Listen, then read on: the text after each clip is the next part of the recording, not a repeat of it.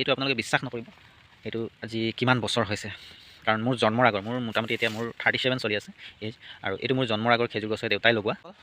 ৰাতিপুৱাৰ পৰা অলপ অলপকৈ চোতালটো সাৰি আছোঁ, 2 ঘণ্টা 6টা মানে 2 ঘণ্টাতকৈ বেছি হ'লগৈ, 2-2.5 ঘণ্টাত। কাৰণ তাইৰ শ্লিপ ডিস্কৰ প্ৰব্লেম আছে আৰু নাৰ্ভৰ প্ৰব্লেম আছে বাবে ডক্টৰে তাইক এইবিলাক মানে হাউলি হাজাউলি কাম কৰিবলৈ মানা কৰিছে। আৰু যিহে পাত পৰিছে কালি ৰাতি বতাহ বৰষুণ দিয়াৰ বাবে দেখিছে বাঁহ পাতে ভৰি পৰিছে চোতালখন। মই এতিয়া আধা কৰি সাৰিছোঁ। আমাৰ বাউণ্ডেৰীটোত বাঁহজোপা 4জোপা বাঁহ আছে, বাঁহজোপা থকাৰ বাবে মানে বতাহ মানে পাতটো গোটেই বছৰ পাত পৰিয়ে থাকে। এদিন চোতাল নাসাৰিলে ইমান লেতেৰা দেখি, তাকে মই বিশেষকৈ চোতালটো বহুত লেতেৰা দেখি। আৰু 4জোপা বাঁহ দেখিছে আপোনালোকে, ঘৰৰ বাউণ্ডেৰীৰ চাৰিওফালে বাঁহ আছে। অলপ দেখুৱাম, মই এইফালে এজোপা বাঁহ আৰু এইফালে এজোপা বাঁহ আৰু সেইফালে এজোপা, ঘৰৰ পিছফালে 2জোপা, 4 চুকত 4জোপা। ঠাণ্ডাৰ দিনত বহুত অসুবিধা হয়, এতিয়া যিহেতু ঠাণ্ডাৰ দিন, ৰ'দ অকণো নপৰে। মানে মানুহে বিশেষকৈ ঘৰৰ বাউণ্ডেৰীত বাঁহজোপা লগাবই নালাগে। বাঁহজোপা লগালে এনেকুৱা প্ৰব্লেম হয়, তাতে লগতে গছ গছনি তেনেকুৱা একো নহয়, আপুনি একো খেতিও কৰিব নোৱাৰে।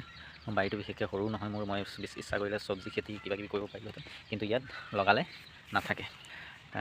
সেইকাৰণে মই চব্জি খেতি নকৰোঁ। কাৰণ ইয়াত মই মাজতে 10বাৰমান তুলসী পুলি আনি 10জোপামান তুলসী পুলি লগালোঁ, কিন্তু তুলসী পুলিবোৰ কি হয়, পাতৰ পৰা আৰম্ভ কৰি গলিবলৈ ষ্টাৰ্ট কৰে, গলি তেনেকুৱাই মৰি যায়। তামোলৰ গছ কেইজোপামান আছে ইয়াত, দেউতাই লগাই থৈ যায়। এইখিনিও আজি কেইবাবছৰো হ'ল, কিন্তু তামোল ইয়াত নালাগে। কাৰণ বাঁহজোপাই আপোনাৰ চাওক, তামোল গছৰ ওপৰত বাঁহে আৱৰি আছে, তো সেইকাৰণে তামোল নালাগে। এজোপা 2জোপাত লাগে, ইমান ডাঙৰ হোৱাৰ পাছতো বহুত ওখ হৈ গৈছে, তথাপি তামোল নালাগে ইয়াত। তো আৰু এটা বস্তু আপোনালোকক মই দেখাবলৈ চেষ্টা কৰিম, মানে যদি আপোনাৰ সেয়ে কৈছোঁ, বাঁহজোপা থাকিলে আপোনাৰ এক্সট্ৰা যদি বাউণ্ডেৰী আছে, এক্সট্ৰা যদি মাটি বাৰী আছে, তেনেহ'লে এক্সট্ৰা মাটি বাৰীত বাঁহজোপা থাকিব লাগে। যিটো বাউণ্ডেৰীত আপোনাৰ ঘৰ আছে, সেই ঘৰত আপোনাৰ মানে ঘৰ থকা বাউণ্ডেৰীটোত বাঁহজোপা বিশেষকৈ থাকিব নালাগে। আপোনালোকক আৰু এটা বস্তু দেখাবলৈ চেষ্টা কৰি, এইটো দেখিছে আপোনালোকে কি গছ হয়, আপোনালোকে চাগে চাই চিনিব পাৰিছে। এইটো হৈছে খেজুৰ গছ।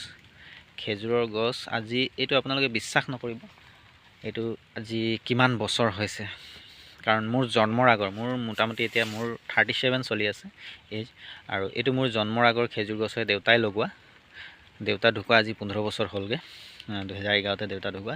তো চাওক, আজিও মাটিৰ লগতে আছে, সি মাটিৰ লগতে কথা পাতি আছে বুলি ক'ব পাৰি। তো মানে অইন জেগাত হোৱা হ'লে এই খেজুৰ গছত আজি ফল লাগিলে হয়, খেজুৰ লাগিলে হয়, খাব পৰা গ'লেহেঁতেন। কিন্তু আমাৰ ঘৰত এই বাঁহজোপা থকাৰ কাৰণে এইটো ডাঙৰ হ'বলৈ পোৱা নাই, সাৰ পানী ভালকৈ পোৱা নাই। কাৰণ খেজুৰ গছক অলপ সাৰ পানী বেছিকৈ লাগে। তো তাকেই এইটো দেখিছে আপোনালোকে, অইন জেগাত হ'লে ইমান দিন খেজুৰ খালেহেঁতেন কেইবাবাৰো। আমাৰ ঘৰত আজি এতিয়াও মাটিৰ লগত কথা পাতি আছে, তাকেই আপোনালোকক দেখুৱালোঁ। আৰু বাঁহজোপা থকাৰ বাবে ঘৰটো এনি টাইম আমাৰ বাউণ্ডেৰী মানে আমাৰ ঘৰটো সেমেকি থাকে, তাতে বাঁহৰ কেঁচা ঘৰ। তো এবছৰ নাযায়, আমাৰ এবছৰতে বেৰ এইবিলাক পচি শেষ হয়, চেঞ্জ কৰিবলগীয়া হয়, এনেকুৱা পৰিস্থিতি হয় বাৰে বাৰে। সেইটো ক্ষেত্ৰতো বাঁহজোপা আছে যদি, বাঁহ ঘৰত থকাৰ কাৰণে আমি সহজে বাৰু বাঁহৰ বেৰ বনাই নিজে কৰি পেলাই মই নিজেই কৰোঁ আৰু ঘৰখন ৰিপেয়াৰিং কৰি লওঁ। কিন্তু বাঁহজোপা নাথকা হ'লে আজি বছৰে বছৰে মোক এইবিলাক ৰিপেয়াৰিং কৰিব নালাগিলে হয়। আৰু সেইটোৱে আৰু, তো এইবিলাক অসুবিধাৰ সন্মুখীন হ'ব লাগে। আৰু মানে বেমাৰ আজাৰো হয়, বিশেষকৈ ৰ'দ নপৰাৰ কাৰণে।